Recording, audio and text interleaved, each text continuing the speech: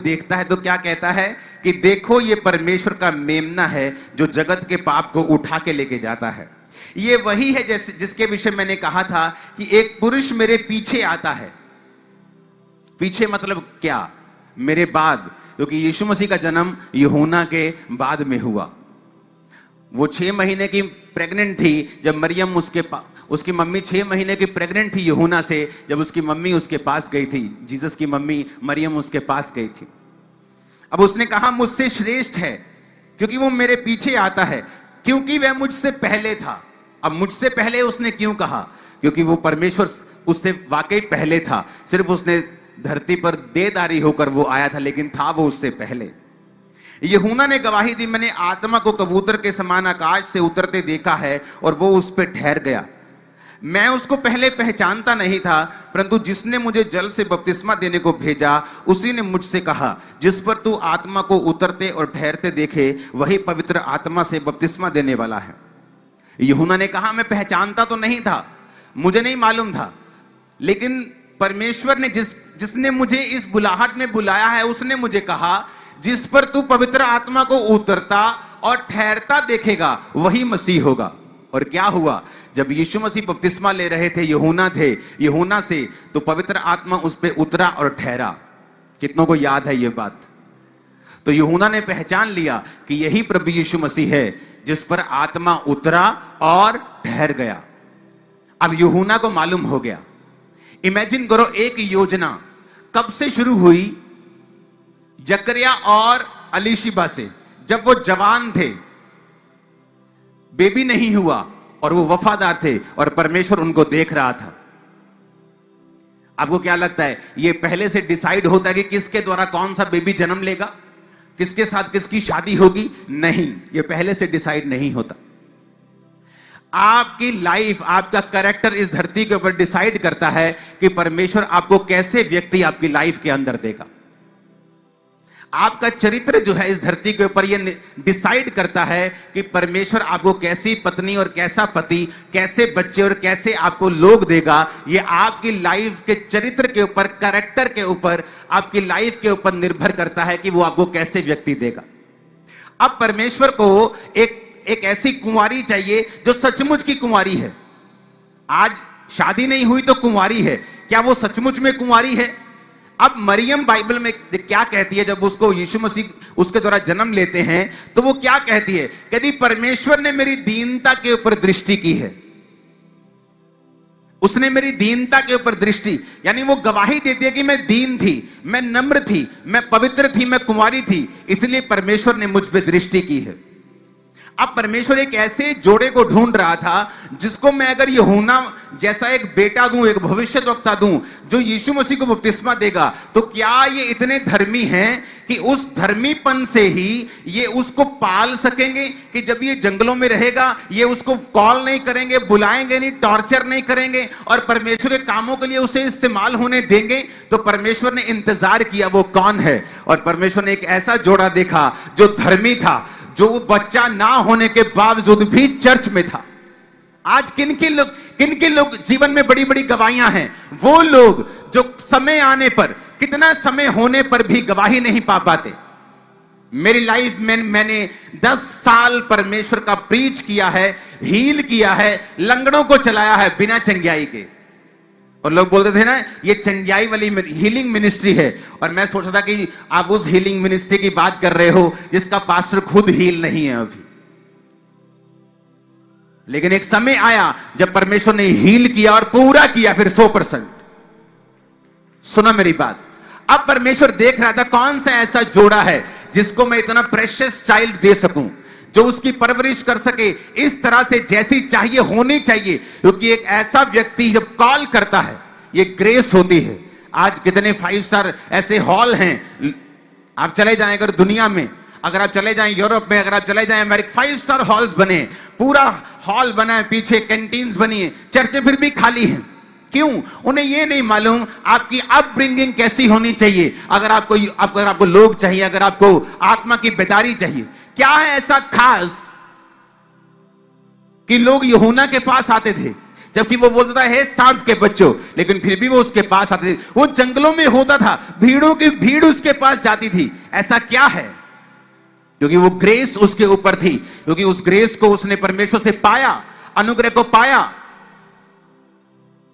Bible कहती वो परमेश्वर के वचन के अनुसार चला, दुनिया से अलग रहा, पार्टीज में नहीं गया होगा, अपने दोस्तों के साथ नहीं रहा, अलग रहा, और इस तरह से परमेश्वर की ग्रेस उस पर ठहरी। और जब वो प्रीच करने लगा तो वो रिजल्ट आया जो पहले कभी उसकी लाइफ में उसने दूसरों में जिंदगी में नहीं देखा होगा। अब हुआ क्या? परमेश्वर ने एक ऐसे जोड़े को ढूंढा कि जिसके जरिए वो यूहन्ना बपतिस्मा देने वाले को पैदा कर सके। अब परमेश्वर को वो जोड़ा मिल गया, एक ऐसा जोड़ा जो बांझ था, जो निर्दोष था, विधियों पे चलने वाला था। अब ऐसा जोड़ा मिल गया और परमेश्वर ने कहा अब मैं इसको वो बेबी दूंगा, क्योंकि ये वर्दी है उस बेबी के, उस ग्लोरी के।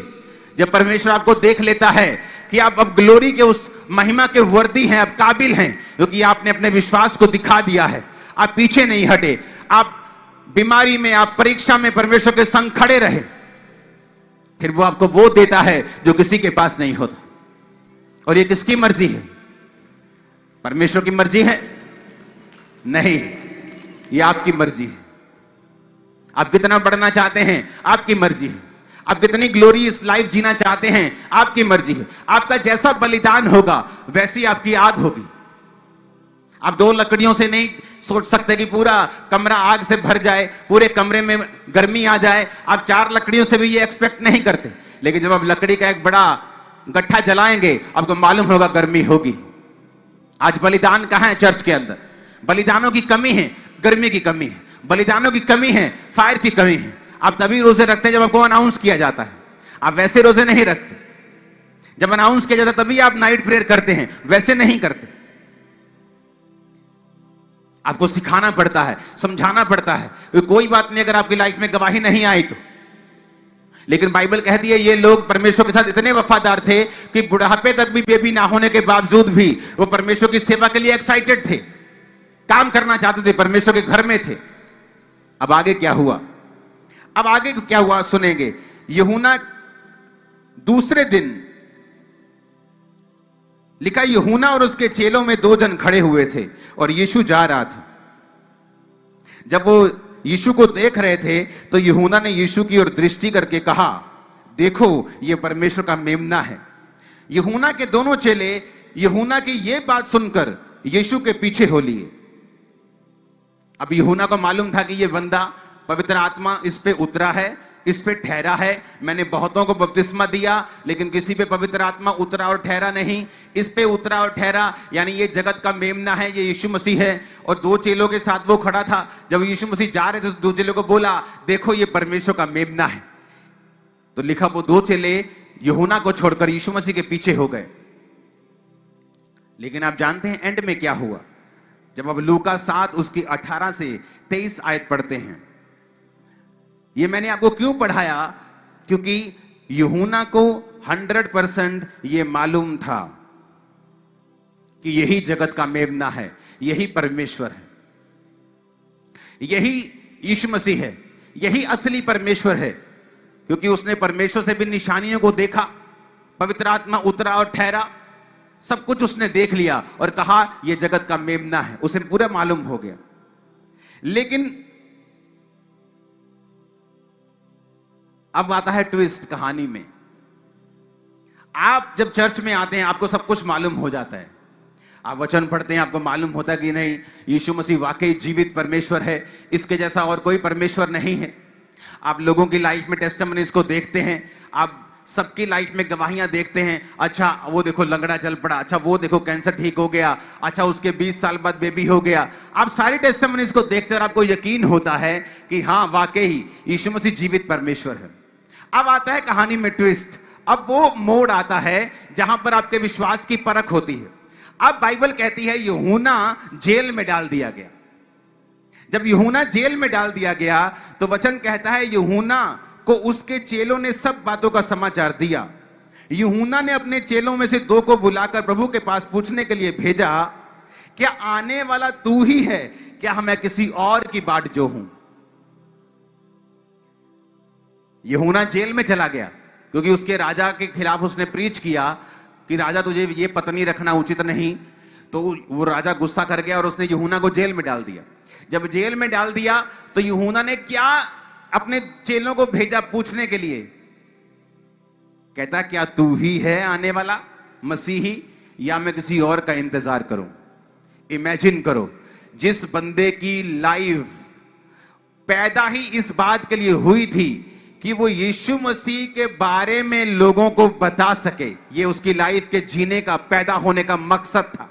ये मकसद था कि उसके माता और पिता सारी उम्र बांझ रहे, लोगों की बातें सुनी, क्योंकि परमेश्वर एक ऐसे बच्चे को भेजना चाहता था जो जीसस को बैप्टाइज देगा, जीसस का एक तरह से धार्मिकता की गुरु होने की, मेंटर होने की पूरी करेगा और लोगों को बताएगा कि जगत का मेमना, परमेश्वर का मेमना यही है।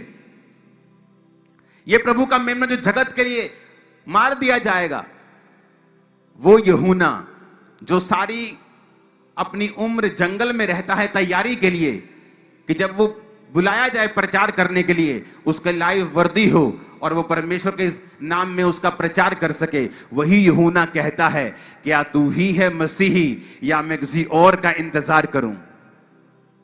क्योंकि सब धर्मी हैं, हम सब धर्मी हैं, वाह वाह वाले धर्मी, प्रीचिंग वाले धर्मी, ये बोने वाले धर्मी, ये सब प्रार्थना करने वाले, उपवास करने वाले धर्मी, बशर्ते हमारी अपनी लाइफ में कोई परीक्षा ना आए। क्योंकि जब अपनी लाइफ में परीक्षा आई, सारे साइन दिखते थे, अच्छा आत्मा उतरा और ठहरा, यही जगत का परमेश्वर का मेमना है जो जगत के लिए उठा लिया जाएगा। अच्छा वो भी निशानी मालूम है, माता पिता सारी उम्र बांझ रहते हैं विधियों पर निर्दोष चलने के बावजूद भी, क्योंकि मैं पैदा हो सकूं।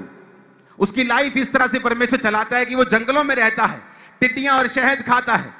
यह भी मालूम है, जब आया तो यह भी मालूम है कि ये मसीह है, बपतिस्मा दिया, पवित्र आत्मा को उतरते ठहरते देखा, लेकिन जब अपनी लाइफ में परीक्षा आई, कहता क्या तू ही है।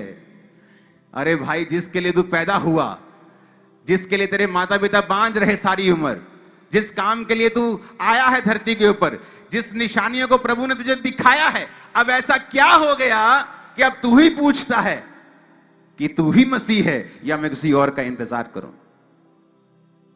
ऐसा ही होता है, ऐसा ही होता है विश्वासियों के साथ। जब तक तो अपने आसपास वो गवाहियों को देखते हैं, वाह वाह वाह बेबी हो गया, ओ वाह वाह वाह कैंसर ठीक हो गया, ओ बल्ले बल्ले बल्ले बल्ले बल्ले इतने लोग आ गए, तब तक तो सब ठीक रहता है, जब तक फाइनेंशियली ब्लेसिंग आ रही है। लेकिन जैसे ही कोई परीक्षा आती है, क्योंकि यूहन्ना सोच रहा था कि अगर तू परमेश्वर है, तू जानता है कि मैंने तुझे बपतिस्मा दिया है, अब तू मुझे जेल से छुड़ाता क्यों नहीं। ऐसे लोग बोलते हैं, ये बीमारी तू मुझे हील क्यों नहीं करता, ये वीजा मेरा क्यों नहीं आता, ये ये वाला बच्चा क्यों नहीं तू सुधारता परमेश्वर। क्योंकि आपको लगता है कि परमेश्वर आपके हिसाब से जवाब देगा, क्योंकि आपने परमेश्वर को मानकर उसको खरीद लिया है, आपने एहसान कर दिया है स्वर्ग के ऊपर कि उसको आपकी बात सुननी पड़ेगी और माननी पड़ेगी। और फिर होता है ठोकर खाने का समय शुरू, जब आप अपने हिसाब से परमेश्वर को काम करने के लिए बोलते हैं और वो आपका काम नहीं करता, फिर आप शक करने लगते हैं, क्या तू असली है, अगर तू असली है तो ये कर, अगर तू असली है तो वो कर। अरे तुझे पहले मालूम नहीं था वो असली है, जब वो तेरे जीवन में काम कर रहा था, जब तुझे परमेश्वर निशानियां दे रहा था, जब तेरे जीवन में असंभव और अचंभे काम हो रहे थे, तब तेरे को मालूम नहीं था, मालूम था। अब तेरे मन मुताबिक परमेश्वर एक काम नहीं कर रहा, अब तू परमेश्वर की योग्यता के ऊपर सवाल उठा रहा है, जैसे बहुत से विश्वासी करते हैं। उनकी लाइफ में परमेश्वर ऐसा काम करता है जो उनको मालूम है दुनिया का कोई बाबा नहीं कर सकता, कोई दुनिया की ताकत नहीं कर सकती। उनकी लाइफ में ऐसा काम हुआ है। किनकी लाइफ में? हर एक विश्वासी की लाइफ में ऐसा काम होता है, जब परमेश्वर ने दिखाता है चिन्ह के जरिए कि तेरी लाइफ में मैं जिंदा हूं, देख मैंने ये काम किया है, जैसा कोई नहीं कर सकता। फिर दूसरा, दूसरों के जरिए जब आप दूसरों की लाइफ में बड़े बड़े काम होते हुए देखते हैं, आपको मालूम होता है यार वाकई ये परमेश्वर है। लेकिन तब क्या हो जाता है, जब आपकी लाइफ में एक ऐसी परीक्षा आती है कि परमेश्वर किसी कारणवश चाहता है कि ये परीक्षा में आप थोड़ी देर रहें, इस दुख में आप थोड़ी देर रहें, लेकिन तब आप परमेश्वर के ऊपर सवाल करने लगते हैं कि क्या तू जीवित है, क्या तू असली है, क्या तू फलाना है, क्या तू ढमकाना है। तब शुरू होता है ठोकर खाने का समय, क्योंकि परमेश्वर आपके तानों से काम नहीं करता। जब परमेश्वर के चेलों ने आके जब परमेश्वर को यूहन्ना के चेलों ने आगे कहा कि हमें यूहन्ना ने भेजा है प्रभु जी, और उसने ये संदेश भेजा है कि तू ही मसीह है कि हम किसी और का इंतजार करें। परमेश्वर कहते हुए गाल सुनो तेरा। और बाइबल कहती परमेश्वर ने अंधों को चंगा किया, लंगड़ों को चलाया, कोड़ियों को शुद्ध किया, सब बीमारों को चंगा करके परमेश्वर ने कहा जाओ जो तुमने आंखों से देखा है यूहन्ना से कह दो, और यह भी कह दो धन्य है वो जो मेरे कारण ठोकर ना खाएगा, धन्य है वो। यीशु ने कहा मैं तेरा नौकर नहीं हूं कि तेरे ताने से मैं कहूंगा और भागा भागा आऊंगा यूहन्ना अल्लाह फड़ चाबी जेल दी। परमेश्वर ने कहा जो कुछ तूने देखा है ना, 22 आयत में लिखा, यीशु ने कहा जो तुमने देखा और सुना है जाके यूहन्ना से कह दो। अंधे देखते हैं, लंगड़े चलते फिरते हैं, कोढ़ी शुद्ध किए जाते हैं, बहरे सुनते हैं, मुर्दे जिलाए जाते हैं और कंगालों को सुसमाचार सुनाया जाता है, और धन्य है वो जो मेरे विषय में ठोकर ना खाए। कहता जो तूने देखा है ना, अब जाके बोल दो और कह दो उससे, और जाके बता दो। लेकिन यीशु मसीह उसे छुड़ाने के लिए फिर नहीं गए। और राजा की बेटी डांस कर रही है, राजा का जन्मदिन आया, ले ले ले ले ले ले ले डांस हो रहा है उधर। हाँ देखो, एक पापी बंदे को पता है कि अपने बॉस को खुश कैसे करना है, और एक आत्मा से भरा हुआ बंदा परमेश्वर को ताने दे ही जा रहा है, और एक पापी आदमी को मालूम है अपने बाप को खुश कैसे करना है। वो राजा महाराजा डांस बड़ा देखते थे, मुद्रा देखते थे। वो डांस कर रही है, खुश हो गई। क्या चाहिए बेटा तुझे? कहती मुझे तो मालूम नहीं क्या चाहिए, मम्मी ने पूछ के आनी। मम्मी से पूछा क्या चाहिए मम्मी? मम्मी कहती है साडे खिलाफ वो बोलता यूहन्ना दा सिर वड लिया, कहते दा सिर दे दे। कहती पापा मुझे यूहन्ना का सिर चाहिए। राजा उदास हुआ, पर अपने सामने बैठने वालों के कारण कि मैं पूछ चुका हूं तुझे क्या चाहिए। कहता जाओ और यूहन्ना का सिर काट कर इसे दे दो। और वो यूहन्ना का सिर काट के दिया, और वो थाली में जाके मां के पास ले गई। एक धर्मी का अंत, एक पापी को पता है अपने बॉस को खुश कैसे करना है, चाहे राजा अच्छा हो बुरा हो, लेकिन फिर भी राजा के सामने स्माइल के साथ जा रही, डांस कर रही है। और एक धर्मी को पता है कि मेरा परमेश्वर सबसे भला है, करुणा से भरा हुआ है, मेरा मालिक है, मुझे छुड़ाने वाला है, तो भी अपना मुंह ऐसे मुरझाया हुआ, जैसे 15 दिन पुराना बैंगन निकालो ना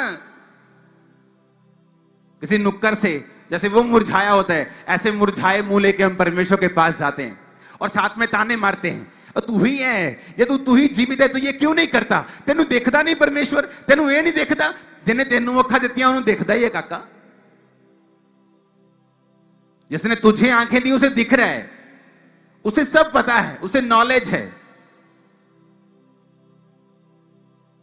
तुम्हारी तरह अगर अलीशिबा और जक्कर ने भी ताने मारे होते तो उनको परमेश्वर इतना अच्छा बेबी ना देता। आज प्रॉब्लम यहां शुरू होती है जब हम अपनी लाइफ के आसपास प्रभु के काम देखते हैं, बहुत सी निशानियां अपनी लाइफ में भी देखते हैं, लेकिन जब हम किसी परीक्षा में फंसते हैं, किसी सवाल में फंसते हैं, तो परमेश्वर की ओर उंगलियां उठाने लग जाते हैं।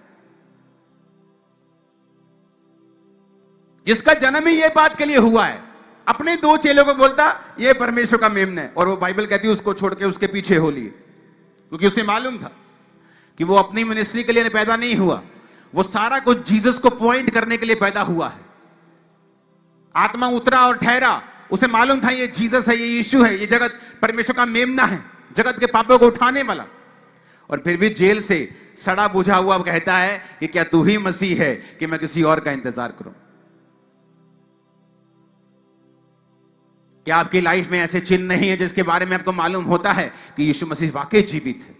क्या आप अपने आसपास इतनी गवाहियां नहीं देखते हैं कि आपको मालूम होता है वाकई यीशु मसीह जीवित है? फिर सवाल जवाब क्यों? कितने मेरी बातों को समझ रहे हैं? ऐसे विश्वासी बनो जो पौलुस और सिलास की तरह जेल से आराधना कर सके। और वचन क्या कहता है? जेल से आराधना कर रहे थे, परमेश्वर ने उस जेल की नींव हिला दी थी, जेल से आजाद कर दिया था। कंप्लेंट नहीं कर रहे थे परमेश्वर को कि तू है तो अब आजा छुड़ा दे। पतरस को परमेश्वर ने दूत भेज कर छुड़ा दिया। जो परमेश्वर पतरस को छुड़ा सकता है, पौलुस सिलास को छुड़ा सकता है, जो ये भी कहता है कि मैं किसी का पक्षपात नहीं करता, क्या वो यूहन्ना को नहीं छुड़ा सकता था? शब्द, विश्वास के कर्म, आपकी परीक्षा के समय आपकी हैंडलिंग कैसी है परमेश्वर के सामने, यह बहुत फर्क पड़ेगा आपकी लाइफ कैसे चलेगी आगे।